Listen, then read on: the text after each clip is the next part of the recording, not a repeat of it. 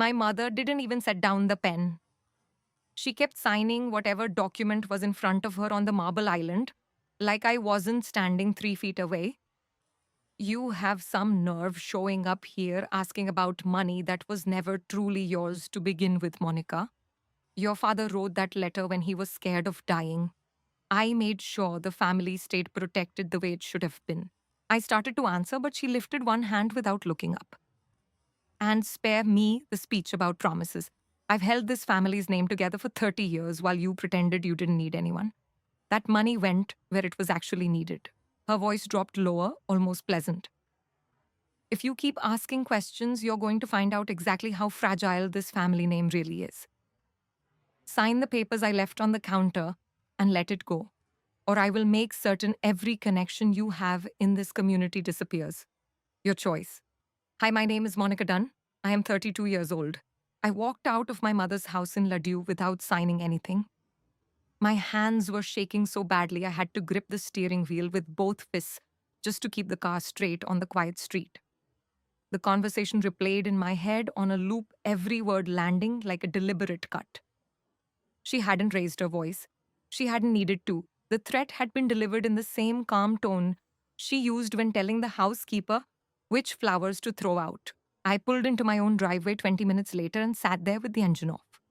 The inheritance had never been a huge fortune, but it was the one thing my father had specifically set aside for me before he died 8 years ago. A modest trust meant to help me buy a home or start over if I ever needed solid ground. My mother had always said she was managing it for me. I had believed her because believing her was easier than admitting I already sensed something was wrong. My older sister Lindsay called while I was still sitting in the car. I let it ring once, then answered on the second try because ignoring her would only make things worse. She told me, "You went over there," Lindsay said before I could speak. Her voice was tight the way it always got when she was already choosing sides. "Monica, you need to stop. That money's gone. It was used for family things you don't understand. If you keep pushing, you're going to hurt all of us." I closed my eyes. "What family things, Lindsay?" Because the letter Dad left was pretty clear.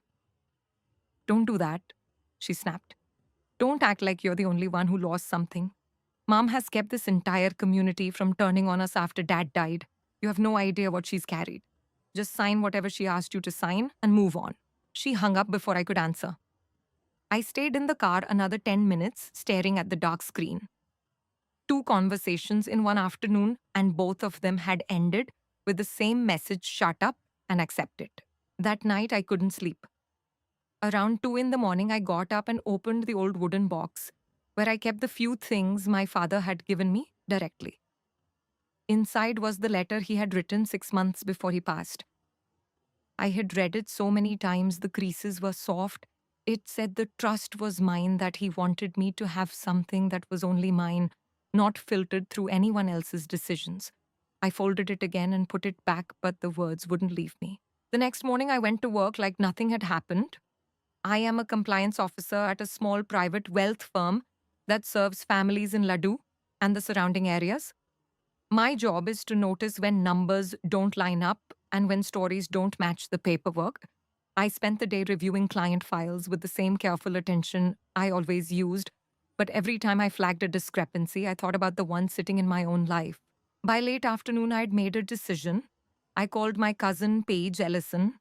She works as a patient coordinator at the main hospital in the area and had always been the one person in the family who didn't automatically take my mother's side.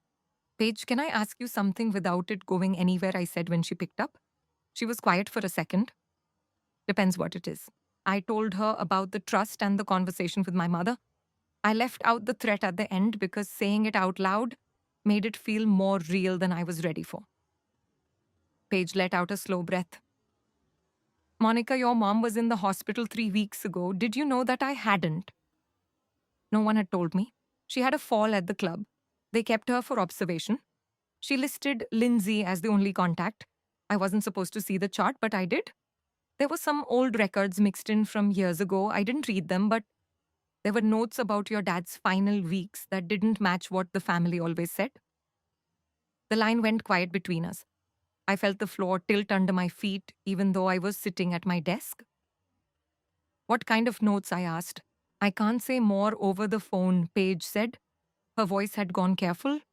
But if you're serious about finding out what happened to that money, you might want to look at the old files yourself. Legally, before someone else decides what you're allowed to see. She ended the call quickly after that. I sat at my desk with the phone still in my hand. 3 weeks. My mother had been in the hospital and no one had told me. The same hospital where old records about my father's death were apparently sitting in a file with her name on it. I closed my laptop and drove straight to the county records office instead of going home. I requested copies of the trust documents my father had set up. The clerk came back 20 minutes later and told me the file had been sealed by request of the trustee. When I asked who the current trustee was, she looked at the screen and said Phyllis Dunn. My mother had changed the trustee paperwork years ago without telling me. I walked back to my car with the denial form in my hand.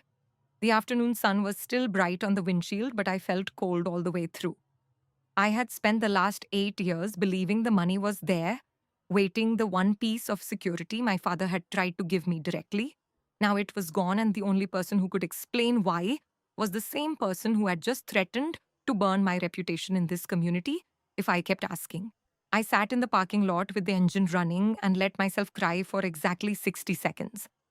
Then I wiped my face, opened the Notes app on my phone, and started typing the questions I needed answered. Who had actually received the money? Why the trustee had been changed? What my mother was so afraid I would find if I kept looking? My phone buzzed with a text from an unknown number. Stop asking questions about family money. Some things are better left buried. This is your only warning. I stared at the screen. The number wasn't blocked, but I didn't recognize it. I saved it anyway.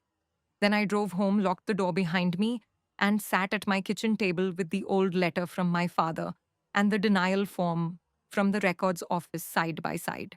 If you have ever watched the one person who was supposed to protect your future look you in the eye and tell you that future was already spent without your consent, you know the exact weight that settles in your chest. You also know the moment you have to decide whether you will let them keep rewriting the story or whether you will start turning the pages yourself. I picked up my phone again and texted my cousin Paige 3 words. I need help. She answered 30 seconds later. Meet me at the hospital tomorrow morning, early, before my shift. I set the phone down and looked at the letter one more time. My father's handwriting was steady, even though he had been dying when he wrote it. He had wanted me to have something that was mine alone. My mother had made sure I wouldn't. The next morning, I drove to the hospital before the sun was fully up. Paige was waiting near the side entrance like she had promised, badge already clipped to her scrubs. She didn't smile when she saw me. She just nodded once and led me through a back corridor to a small records room that smelled like old paper and disinfectant. I can only pull what's already been requested for continuity of care, she said quietly, typing at a terminal. Anything else, and I lose my job, but your father's old chart is still attached to your mother's recent admission because of the family history flag. That's how I saw it the first time. She turned the monitor toward me. The screen showed scanned pages from 8 years ago. My father's final hospitalization.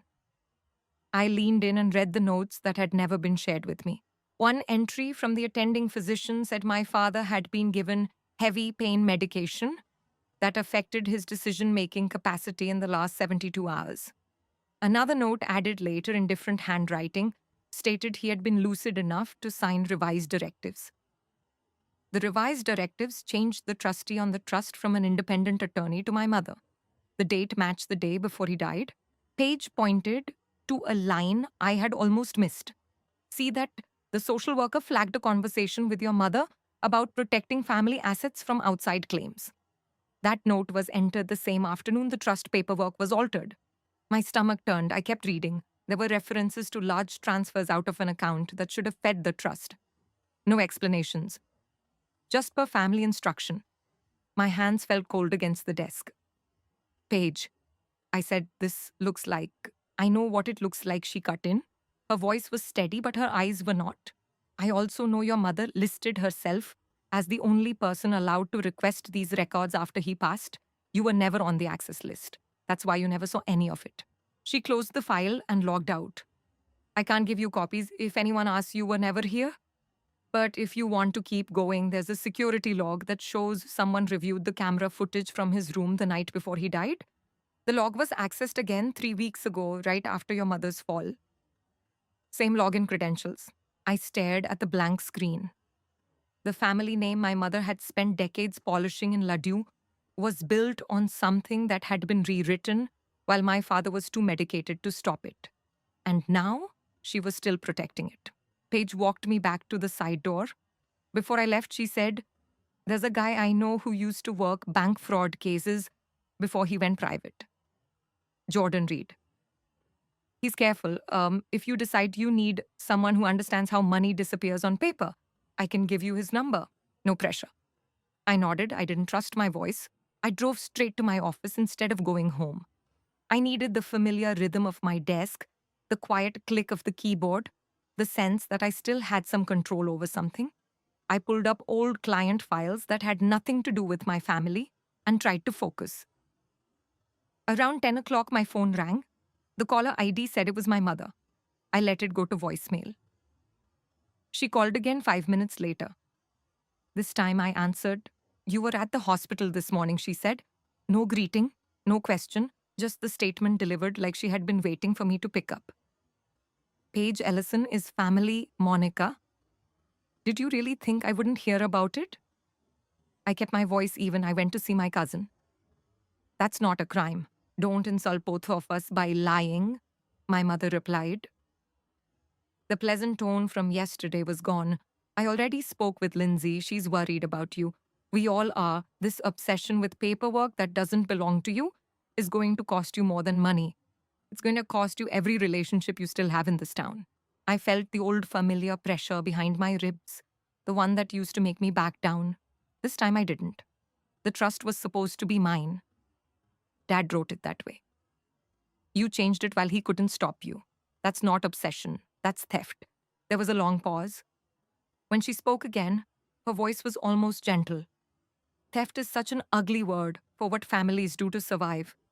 Your father's name still opens doors here. Mine does too. If you keep trying to open old wounds, I will make sure the only doors left for you are the ones out of this community. Permanently." She hung up. I sat at my desk with the phone still pressed to my ear, even though the line was dead. My older sister had already run to our mother with the information. The same sister who used to sneak me snacks when we were kids was now helping rewrite the story in real time. I opened a new document on my computer and started typing everything I had seen that morning. I listed the dates, the medication notes, the trustee changed the transfers. I added the part about the security log being accessed again 3 weeks ago. Then I saved it to an encrypted folder and emailed a copy to myself from a secondary account I rarely used. Around noon, I called the number Paige had given me for Jordan Reed. He answered on the second ring. "Jordan Reed," he said. I told him who I was and that Paige had referred me. I gave him the shortest version I could manage without crying in the middle of my office. When I finished, he was quiet for a moment. "Monica, if what you're describing is accurate, this isn't just a family disagreement anymore," he said. "Changing trustee paperwork while someone is heavily medicated can cross into fraud, especially if assets moved afterward. The fact that the same login pulled the security footage again recently suggests someone is still cleaning up the trail. I can look at what you have, but you need to understand something first." He paused. "Once we start pulling threads on something this old, the people who benefited from it usually don't stay quiet. They get lawyers, they get loud, and they get personal. Are you prepared for that?" I looked at the framed photo on my desk of my father and me at my college graduation. He was already thin then, but he was smiling. "I don't know," I said honestly, "but I'm not signing anything that says I agree to be erased." Jordan gave me an address for his office and told me to come after work. He didn't promise anything, he just said he would listen. I hung up and sat back in my chair. My mother had threatened to close every door in Ladue. My older sister was already helping her do it. And somewhere in a hospital system, there was footage from my father's last night that someone had gone looking for again 3 weeks ago. I had spent years telling myself that loyalty meant keeping the peace, that if I just stayed quiet and useful, my mother would eventually treat me like I mattered as much as the family name she protected. Today, she had made it clear that the name mattered more than I ever would. I closed the document, locked my computer, and walked out to my car. The afternoon light was bright on the windshield, but I felt the weight of every unanswered question pressing harder than the sun. I had one more stop to make before I met Jordan Reed. I needed to talk to my cousin Victor Ellison. He had always been the quiet one at family gatherings, the one who listened more than he spoke. If anyone in the extended family might still believe the truth could matter more than appearances, it was him. I dialed his number as I pulled out of the parking lot. He answered on the first ring. Monica. Everything okay? No, I said. But I think I finally stopped pretending it was. Victor's voice stayed calm on the other end of the line. Tell me what you need, he said. I asked if he would meet me after work. He agreed without hesitation. I spent the rest of the afternoon at my desk pretending to review compliance reports, while my mind kept circling the same three facts: the trustee had been changed, while my father was heavily medicated, large sums had left the account without explanation, and someone had gone looking at the hospital security log again 3 weeks ago. My mother had known I was at the hospital within hours. That meant someone was watching or she had eyes inside the system. After work, I drove to Jordan Reed's small office on the edge of Laddu. He was already there, a stack of printed pages on the desk between us. Jordan was in his late 40s, quiet, the kind of man who measured his words twice before speaking. I handed him the notes I had typed and the denial letter from the records office. He read everything without interrupting. When he finished, he leaned back and said, "This is enough to open a formal inquiry with the bank that held the trust. The medication notes from the hospital create a capacity issue. Changing the trustee under those conditions can be challenged as undue influence or worse. The transfers that followed looked like they were hidden inside routine estate expenses." He tapped one page. But here's the part that worries me. The security log access 3 weeks ago. That wasn't random. Someone wanted to know if there was a visual record of who entered the records room or handled the old charts. If your mother is still cleaning up paper trails, she's not doing it alone. I told him about the phone call from my mother and the way my older sister had already reported back to her. Jordan nodded like he had heard versions of this before. There's an attorney I work with on cases like this, he said. Marcus Hale. He's local, understands how these families operate in tight communities. He won't file anything without your say-so, but he can draft a demand letter that forces them to respond on paper instead of through threats. I left Jordan's office with Marcus Hale's number in my phone. Before I drove home, I met Victor at a quiet coffee shop on the other side of town. He listened to the whole story without interrupting, the same way he had listened when we were kids, and I used to tell him about the small ways my mother made me feel invisible at family dinners. When I finished, he said, "Monica, I've watched her do this to other people for years. The difference is you're the first one who has actual proof instead of just a feeling, but proof doesn't always win in Laddu. Sometimes it just makes the target bigger." He paused, then added, "If you decide to push, I'll stand with you, but you need to decide how much of your own life you're willing to let her burn down in the process." I went home that night and slept for the first time in days. The next morning, Marcus Hale called me directly. He had already spoken with Jordan. He offered to meet at his office the following afternoon. I spent the morning at work in a strange, detached calm. Around 11, my supervisor, Richard Torres, stopped by my desk and asked if everything was all right. I told him I was handling a personal matter and might need a few days. He nodded and said to take what I needed. The quiet support from someone outside the family felt like oxygen. That afternoon, I sat across from Marcus Hale in a bright conference room. He was younger than I expected, early 40s, with the steady presence of someone who had seen these fights before. I gave him everything the hospital notes page had shown me. The trustee changed the unexplained transfers, the recent security log access. Marcus read the pages slowly. "This is strong," he said finally. "Strong enough that I can send a formal demand for full accounting of the trust and a request for the hospital to preserve all records and footage related to your father's admission. But I need to be honest with you. Your mother will likely respond with a counter threat, defamation, harassment, whatever she can throw. In a community like this, those threats can affect your job, your reputation, your ability to stay here comfortably. He leaned forward. You have a choice here. We can push for a full forensic review and possible civil action. Or we can use what we have to negotiate a clean separation, some restitution, a clear no contact agreement, and your name removed from any further family legal entanglements. The second path is quieter. It's also the one that usually lets people keep living their lives without becoming the story everyone whispers about at the club. I sat with that for a long minute. The full fight would mean depositions, possibly public filings, my older sister testifying against me, my mother spinning the narrative in every living room in Laddu. The quieter path meant I might never know the exact total that had been taken or see anyone held fully accountable. But it also meant I could stop waking up with my stomach in knots. I want the quieter path, I said. My voice sounded steadier than I felt, but I want it in writing, and I want her to know that I have the footage log and the medication notes. I'm not walking away because I'm afraid. I'm walking away because I'm done letting her decide what my life costs. Marcus nodded. I'll draft the letter today. We'll give her 72 hours to respond through counsel. The letter went out the next morning. My mother's response came through her attorney, Jonathan Croft, before the 72 hours were up.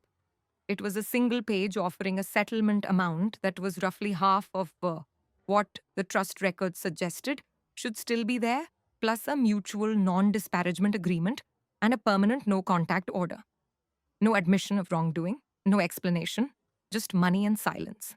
I read it sitting at my kitchen table with the old letter from my father beside it. The amount was enough to give me a real down payment on a house and a small cushion. It wasn't enough to undo what had been taken or to make anyone say the truth out loud. I called Marcus. Accept it, I said.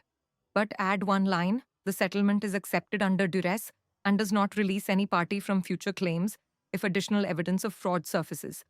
I want that on record. He added the line. My mother signed. 3 days later, the wire hit my account. I transferred most of it into a separate account I opened in my name only. Then I changed my phone number and sent one final text to my older sister from the old number before I deactivated it. I chose myself. I hope one day you can too. I hope. I didn't hear from my mother again. The community in Laddu is small enough that I still see her name in the paper. Occasionally, for charity events, still hear her voice in the background. When I run into old acquaintances, she kept the larger share of the family wealth and the social standing that came with it. The version of the story she tells is that her difficult daughter made false accusations and then took money to go away. Some people believe her. Most don't ask. Victor Ellison still calls every few weeks. We meet for coffee sometimes and talk about everything except the family we both came from. Paige checks in when she can. Jordan Reed sends the occasional article about financial elder abuse cases that have actually gone to court. Marcus Hale keeps a copy of the settlement in his files in case I ever change my mind.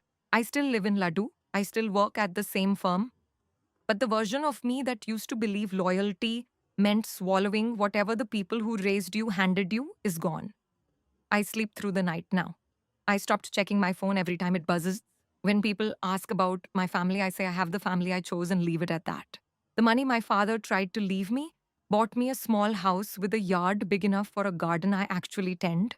Some mornings I stand at the kitchen window and think about the girl who used to believe that keeping the peace was the same thing as being loved. She was wrong. Keeping the peace with people who rewrite your life while you're not looking is just slow erasure. I chose the erasure to stop.